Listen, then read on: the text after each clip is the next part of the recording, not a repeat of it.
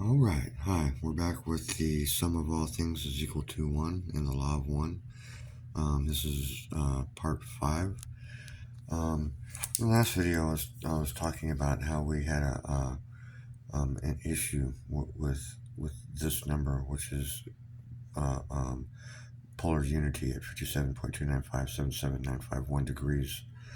180 divided by pi is equal to 150 divided by 5 squared, which is also equal to 150 divided by 5 pi divided by 6. That whole lot of numbers there is equal to this number here. But this number here, we're using in the identity number right here. And the other number doesn't work because it equals 0.99999999999. So this number here works for this. And as you can see, it's slightly different than this one. And then we go down to 5, which is equal to 1.618021594, which is the square root of 5 pi divided by 6, or square root of 30 pi divided by 6. If you take the square root of this whole number here, it would be 30 pi divided by 6 on the outside.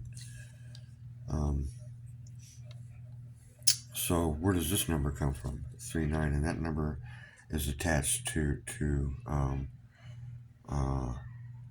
432 equation, which is 432 times 5 squared, but this 5 squared is 1.61802015939 instead of 1594, and then that's divided by 360 and equals pi. And so you said, I've been saying that I only accept numbers that bring us to the absolute answer. And the reason why we can take all this and do this is because all these numbers are interchangeable. Just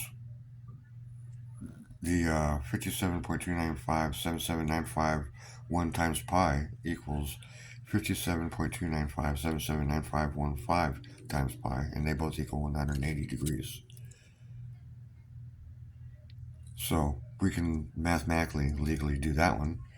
And now we see that these numbers are all interchangeable as well, because these numbers multiplied by each other all equal 150 degrees.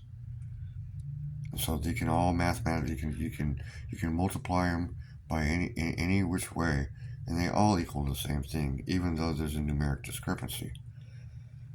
And so that's basically what I wanted to get at in this video, is the mathematical anomaly that apparently allows for a bandwidth at this number here and this number here.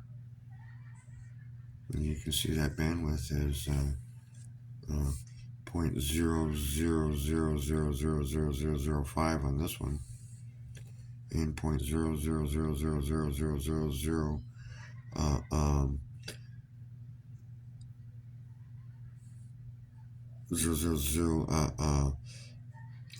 793 on this one. So